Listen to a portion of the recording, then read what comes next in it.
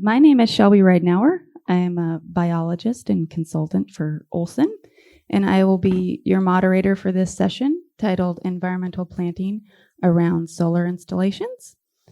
Although this might seem kind of like a simple or mundane topic, not quite as cool as electric cars, I know, but thank you for being here.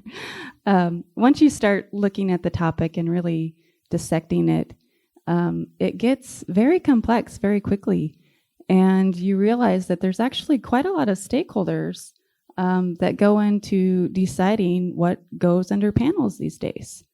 So that was kind of our idea behind this group of panelists, was to bring these different decision makers together and talk about developing vegetation management plans for solar facilities through their eyes, and then also talk about some of the challenges and issues that they're seeing right now. So first, we have my wonderful colleague, Susie Operman. She will be providing our consultant perspective, as well as some of the science and more technical aspects of vegetation management. And next, we have the marvelous Melissa Marinovich with the Nebraska Game and Parks Commission. She will be providing agency opinion. And Melissa, we just wanted to say thank you for accepting our invitation to be on this panel. We know you easily have 100 projects on your desk waiting for you. So thank you so much for giving us some time today. And then also we have James Hartzig with Invenergy, and he will be providing our developer's perspective. But just a second here, let me get James up on the screen. My name is James Hartsig. I'm a soil scientist. I am now the vegetation manager at Invenergy. Recent hire to the company, as they've identified vegetation as being pretty high priority on all their assets, specifically their solar facilities. So one reason I was brought on was to help identify needs for vegetation purposes and objectives, and help us plan better and more efficiently on long-term health of that vegetation. So one way we've done that is by preparing our vegetation and soil management plans. Our goals are typically centered on planning and identifying our short-term and long-term objectives.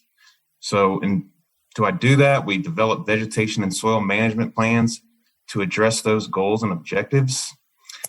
Items to consider in those plans are complying with local agreements and ordinances with the agencies and owners of those projects, preparing the land throughout construction, working with our pre-construction teams, project management, asset management, engineers, and landowners on those project assumptions, what we expect to see with vegetation throughout the lifetime of a project.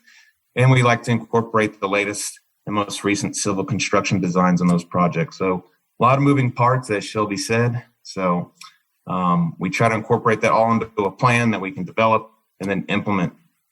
We ultimately want to set our operation and maintenance teams up for success with optimal desired vegetative cover that we can then plan routine maintenance efforts on that match our budgetary constraints.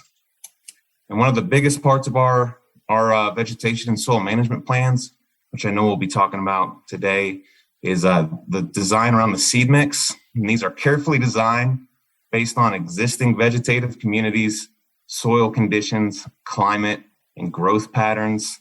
These mixes can include a combination of cool and warm season species, perennial and annual species, sod and bunch forming species, and any specific requirements that could be a request from the owner or developer, and that may include pollinators. So thanks, Shelby. I appreciate it. So as Shelby said, my name's Melissa Marinovich, and I'm with the Nebraska Game and Parks Commission.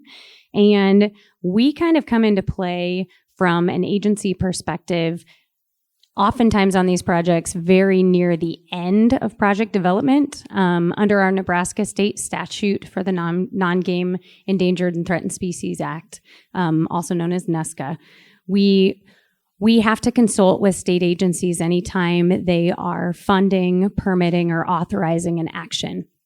And so typically with a solar development, that's going to come into play at the end when the developer is applying for that NEPD's permit to disturb the soil to begin construction on the project. Although at this point in time, most developers get in touch with us really early in the process, which is a great thing because that gives us the opportunity to coordinate early, have some back and forth so that by the time you get to the end of that project, when the agency consultation would be taking place, we've already coordinated, we've already got a plan in place for our species, and at that point, it's really pretty simple for us to just concur with that agency's determination on the project and move forward. And so we don't really become a holdup in that process.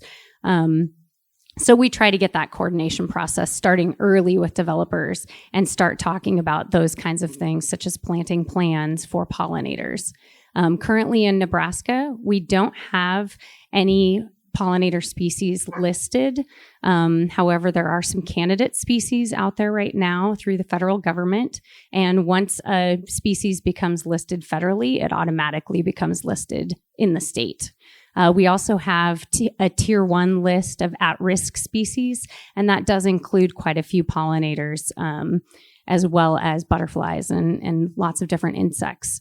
So we do look to try to conserve those species on any projects, and project proponents are oftentimes really interested in, finding a way to help make their project more environmentally friendly on the landscape as well. Hi, my name is Susie Operman. I'm a biologist at Olsson, and so my role in the process is as the consultant who's often writing the vegetation management plans and helping to develop those custom seed mixes. And what I do ends up being a little bit of a balancing act. It can, especially when we are talking about pollinator-friendly plantings. So I have to look at what the facility operations and maintenance requirements are, and I have to look at what state and local regulations have that pertain to ground cover, and I have to look at other T&E and other applicable agency requirements and try to put all of that together, and landowner stakeholders as well, and try to make something that's going to make as many people excited about that project as we can. So it does end up being a lot of a balancing act. And it's really about finding the right species for each site. So across Nebraska, we have a lot of different vegetation regimes across the state. We have parts of the state that are dry and more shortgrass prairie. We have parts of the state that are more of the tallgrass prairie, and everything in between. And every site, even sites that are directly adjacent to each other can have different conditions. So there is a need for each vegetation management plan to really be site specific as well. And finding the right species for each project and putting the right plant in the right place is what those vegetation management plans end up becoming about. And it can be a fun challenge. It's exciting. See what I mean? Complex. Thank you, Susie. So I have some discussion topics and questions here for you guys. So first topic, we're going to get into pollinator-friendly planting and scorecards. As most of you know, there's a big buzz around all of these species. Yes, thank you. They told me as moderator I had to have at least one bad pun. So you're safe the rest of the time. You're fine. So first question here. Pollinator scorecards typically require a high diversity of native plants. Is the scorecard approach feasible for utility scale facilities? This is more for James or Susie. Sure. I'll kick it off. This is definitely a hot topic with Invenergy and certainly the developer standpoint. But One thing to keep in mind when we're planning on seed mixes with pollinator components is, looking at what are the ultimate goals of those scorecards. What type of flexibility do we have? Does the habitat suitability requirements match what we have on site? So there's a lot of components that need to be considered before we look into designing our seed mixes around that. It's pretty clear at this point that some of these scorecards were not developed with project size in mind. So what may be feasible cost-wise and efficiency-wise on a community scale, solar facility may not be feasible on a utility scale solar facility. So there's actually been some recent research on this through EPRI, who focuses on a lot of renewable energy technology and practices. And one of the findings of that study was there hasn't been a utility scale solar facility to date to meet the requirements of any state pollinator scorecard. So it can be challenging and when looking at the project size, but I know Susan may have some comments on the scalability of that too. Yeah, so it definitely does come down to scale. A lot of, and maybe for the audience members, pollinator scorecards are essentially checklists of habitat creation guidelines and thresholds that a facility can use to self-assess their pollinator friendliness. And so the first scorecards were kind of a voluntary type situation for developers to self-assess to try to see how pollinator friendly they are, and the goal they're encouraging pollinator friendly plantings. And then more recently, we've seen more states and local jurisdictions making requirements out of certain threshold scores on those scorecards. So that's some of the background on that. And it is a big topic in really large utility scale solar projects right now, because meeting those requirements where there are jurisdictions that make requirements of those, it can be really challenging, and it does become a question of scale. So something that is feasible and achievable on a local solar garden, something that's 2 acres. You can have panels that are as tall as me. You can plant anything you want under there. And that doesn't necessarily scale up to a 1 megawatt project. It can become more restricting as to what you can feasibly achieve, and what you can do on a 1 megawatt project doesn't necessarily scale up to a 200 megawatt project. So it really is a question of that scalability. And the pollinator scorecards are a lot easier to meet the smaller the project.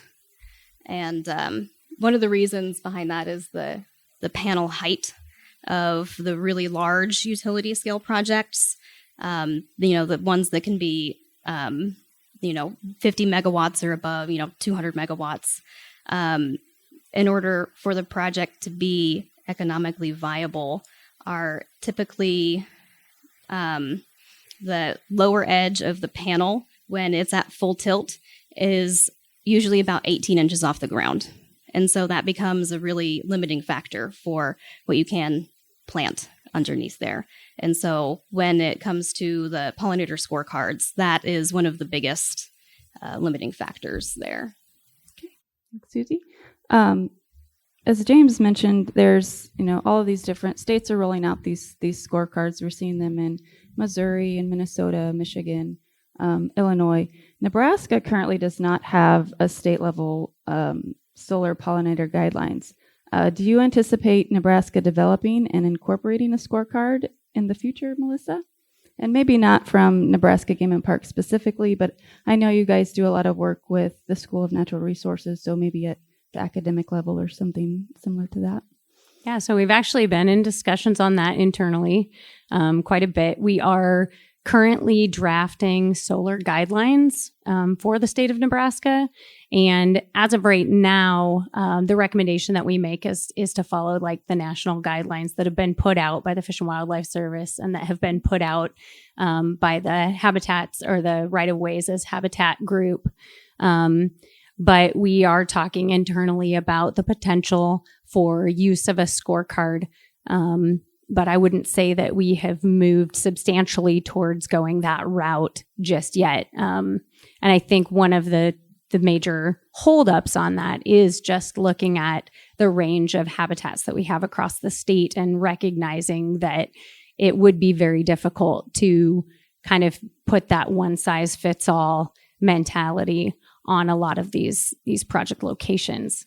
One of the things, we are fairly positive about is thus far, many of the solar developments that we've seen put forth in the state of Nebraska have been sited on agricultural fields. And so at this stage in the game, any pollinator planting that could be going into a location that was formerly row crop is a positive gain for our state. So that's just something that at this point we aren't currently moving towards pollinator scorecards, but it's certainly something we're discussing. Interesting. Good. Another question here for Susie and Melissa. Dutch white clover is an industry favorite due to its availability, short stature, and quick establishment. Is there any pollinator value in using an introduced or naturalized species such as Dutch white clover? So the Dutch white clover, Trifolium repens, for those interested, is the same little white clover that you find growing you might find it in your front lawn. And it's a species that is not native, but it was introduced over 200 years ago to the United States, and the USDA considers it naturalized. And so we have a lot of data on what our native pollinators think of this species that's been here for a long time. And it's favored by a lot of pollinators, but it does not support all native pollinators. There aren't any plants that support all native pollinators. Dutch white clover is a good one for a lot of native butterflies and flies, like good pollinator flies, not like, house flies or horse flies. And also long-tongued bees. And so you'll see a lot of bumblebees tending toward the white clover as well. And non-native honeybees also really like the Dutch white clover. But like I said, it's there's no one plant that's good for all pollinators. So what's best is have a diversity. Yep, and I'm just going to kind of echo what you said, Susie, in that while it does provide some benefit for pollinators, absolutely, we do like to see more diverse habitats and more diverse species out there.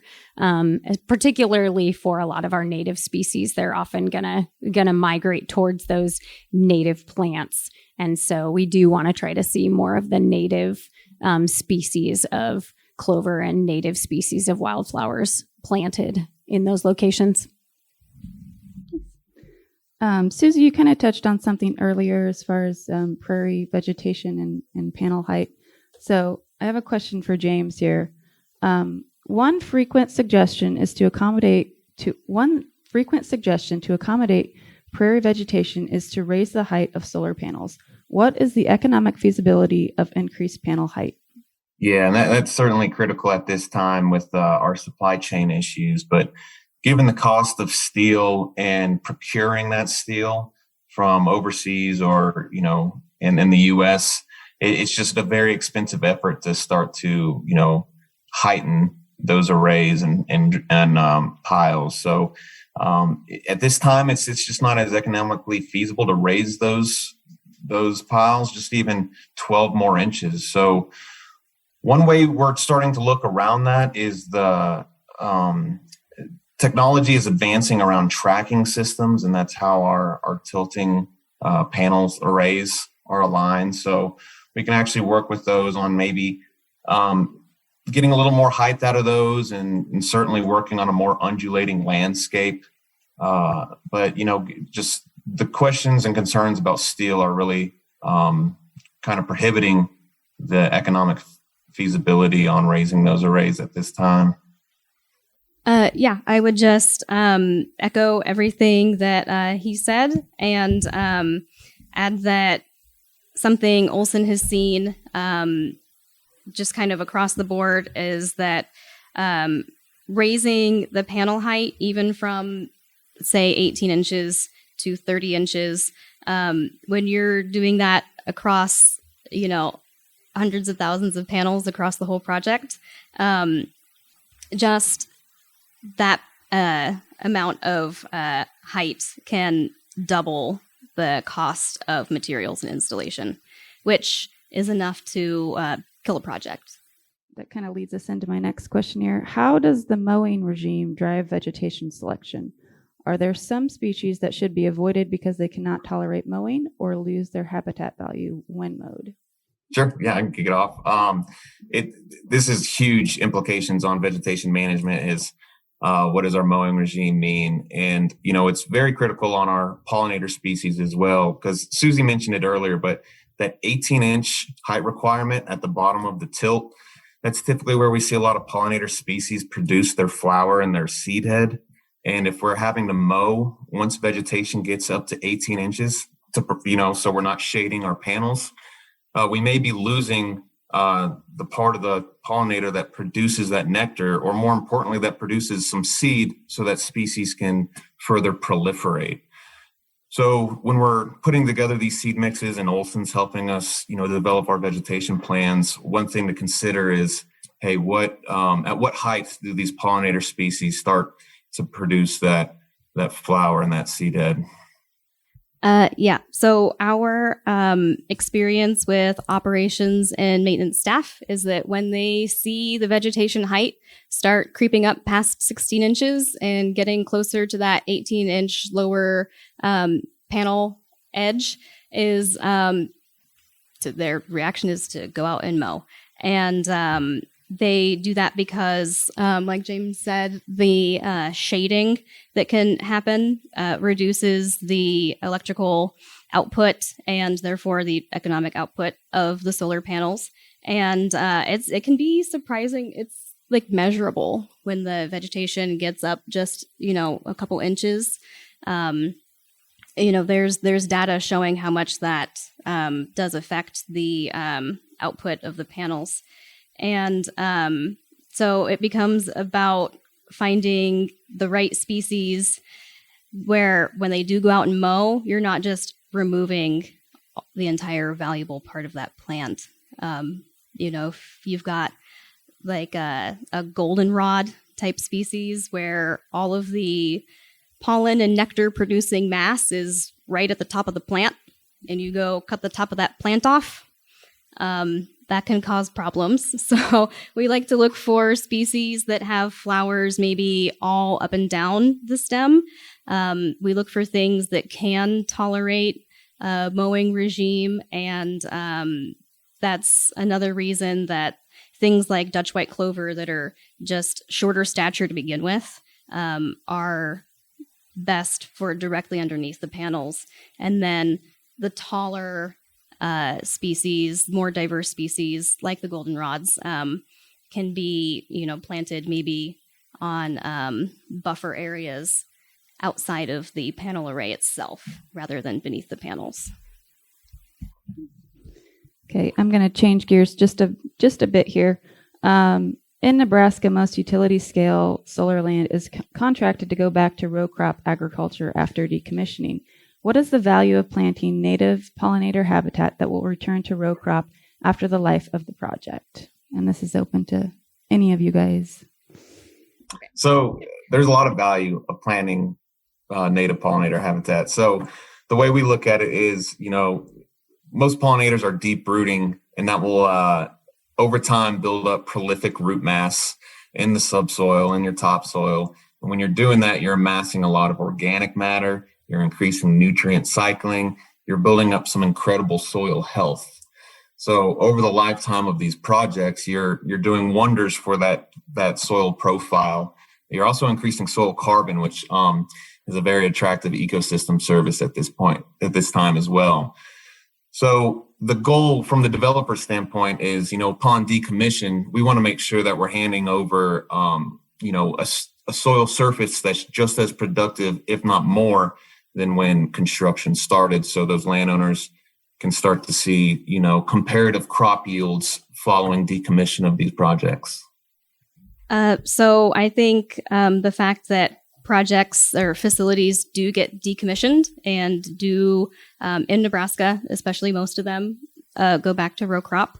That is an important thing that needs to be factored in from the beginning. So the facility is essentially acting as a steward of that land for those, 30 years or whatever the life of the project is. So whatever vegetation gets planted there should be, like James said, building the soil. And if we can leave the soil better than it was when we got there, that's the ideal objective to aim for there. And also for pollinator populations as well, I think that it's important to remember that pairing pollinator habitat with solar is beneficial to pollinators, but it's just one tool in the tool belt. It doesn't replace plantings and prairie restoration, habitat restoration efforts that aren't related to solar. So we still need to focus on plantings that exist in perpetuity and that aren't going to turn back into row crop after 30 years.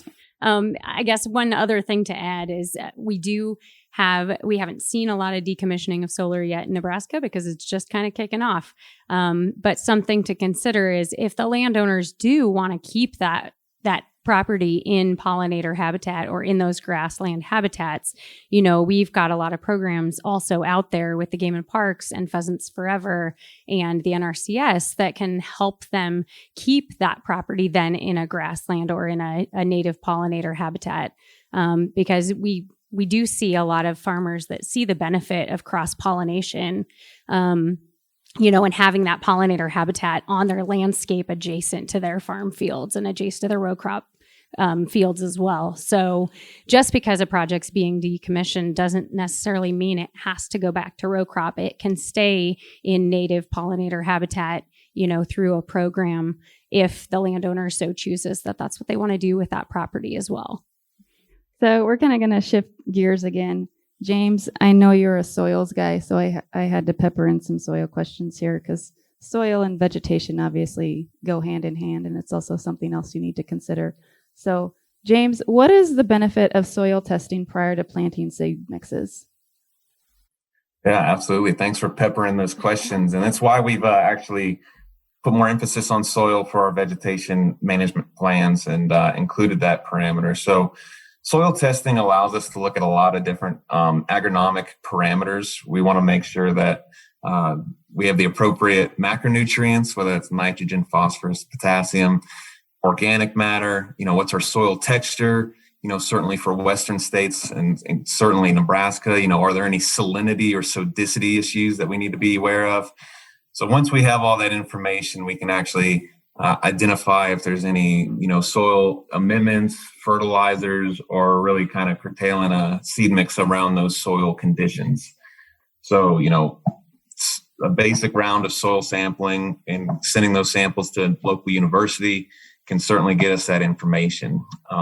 Some ag areas, if it's a lot of row crops, may not need as many samples as like a rangeland, since there's probably a nutrient management program in place, but that's on a site-specific basis. So, if the budget supports an effort like that and it's a very small expense, it's certainly worth looking into and using for evaluation.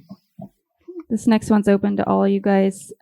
Soil retention and other SWIP requirements must be considered in vegetation management Is it more beneficial to plant quick establishing grasses such as cool season fescues or deep-rooted natives that may take 3 to 5 years to establish? Well, we generally recommend a combination. We see the value of maintaining the soil on the site, and so getting something in there that grows quickly and establishes some retention to the soil right away is really important. But then you also want that longevity as well. So I think the most important thing is that you plant a mix, but you get some kind of a cover crop on the ground first and foremost to make sure that soil doesn't immediately start sloughing off or running off into the waterways and the other wetlands and areas that we want to keep clean as well. She nailed it, guys, didn't she? It's also important to note that some of those cover crops are temporary species, whether it's annual rye, any annual species, that provides also an ideal and optimal seed bed and soil conditions for some of those perennial species. So, yes, she nailed it on the head. Like it's a fine balance of what that seed mix composition looks like. So we like to see, typically half and half of perennials and annuals. Yeah, I agree with everything that was just said. I would just add that when it comes to jurisdictions, maybe you're in a county that does have ground cover regulations that require only native species, that can become a challenge to find a good combination of species that can work to do both things.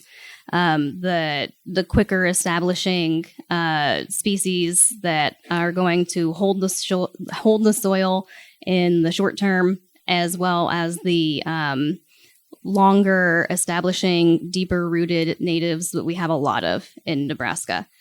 So it comes down to finding the right balance of multiple different objectives in that. And a lot of times it looks like a combination of native and naturalized species, because a lot of those quicker establishing grasses are something like fine fescue, which is advantageous for those projects that are really restricted on the height, like those 18-inch really big solar projects. Fine fescues are pretty short and also establish really quickly. So they're not native, but they can be paired with the right natives to make that balance. Another question here. In Nebraska, more native species are adapted to sun rather than shade. How does the shade cast by solar panels influence vegetation selection? So, I mean, I'm not speaking as a seed mix developer, but there are several native species that actually grow in the shade of taller plants. So our natural history of tall grass prairies is often a lot of taller species, but then you get a lot of shorter, lower growing species that do quite well in shade because those taller plants kind of keep the soil temperature a little bit cooler and allow for those lower growing species to proliferate. And actually, there's quite a few lower growing species that are very shade tolerant that are highly desirable by a lot of our native pollinators. And so, for instance, prairie violet, I think, is one of them, and that is really preferred by regal fritillary, which is a species of concern here in our state. So some of those shady species are actually going to do better on those solar developments. Yeah, I will just add that there can be a tendency. We've seen projects that went in with just a whole bunch of native, warm season, sun-loving, tall grass species. And unfortunately, when you do that, they may establish really well at first. Especially because solar panels are good at establishing seeds because they provide a little bit of shade so they don't get baked, the seeds themselves don't get baked by the sun. And it tends to retain more moisture underneath those panels. So it's good for seeds. So those grasses might establish at first, but what you see in the long term is that they don't thrive in the shade if you're only using full sun prairie species underneath of there. And what you see over time is that if they're not thriving, that is an invitation for other weedy, undesirable species to start coming in. That's how you end up with sites that are full of pigweed. And that leads into my next question perfectly. So thank you for the segue. What are the recommended approaches for minimizing weeds and other invasive vegetation on solar facilities? We use a pretty regular maintenance program with routine mowing, selective herbicide treatments, identifying what sod-forming grass species can help, outcompete some of those weeds that you typically see in agricultural soils, that seed bank, but also to incorporate regular vegetation monitoring. So making sure we're on top of it. So as soon as we see emergence of some of those species, we can, get ahead of the curve and address those with the appropriate herbicides. Yeah, and we typically recommend, spot spraying, obviously not broadcast spraying, so that you can really target your spray to those species that are undesirable and potentially invasive.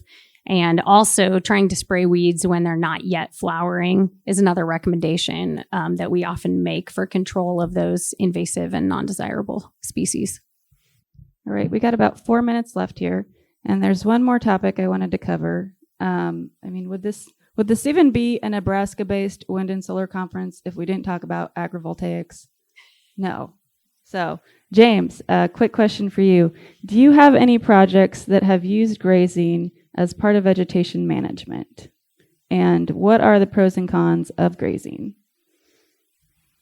Sure, and I'll make it quick. In Invenergy's entire portfolio, we only have one project where we're using grazing, and that's in South America.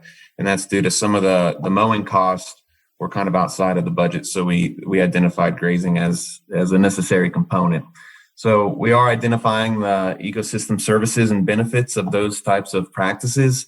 But something to keep in mind too is once you start working on utility scale solar facilities is, the need for that much livestock and what those livestock may need. So we put that ballpark number around 10 sheep per acre needed for effective vegetation management. And, those say they're sheep need water. They need to be shepherded around the site. So that takes people to move them around, water them, and also keeping them in that boundary. So sometimes it requires additional fencing. And with that fencing, that may, if predators were to come along and sneak into these sites, it would almost be like an open meal because some of these livestock wouldn't be able to escape. Yeah, I'll just add quickly that this is another example of something that may work extremely well on a small scale and a 1 or 2 acre project or a little solar garden, but that doesn't necessarily scale up to these 100 megawatt plus projects. As James said, that's a lot of sheep. That's a lot. And even if you were to have that many sheep, if you could pull that off, it doesn't actually even eliminate the need to still mow occasionally to target undesirable weedy species and control that height. So it can be difficult on the utility scale.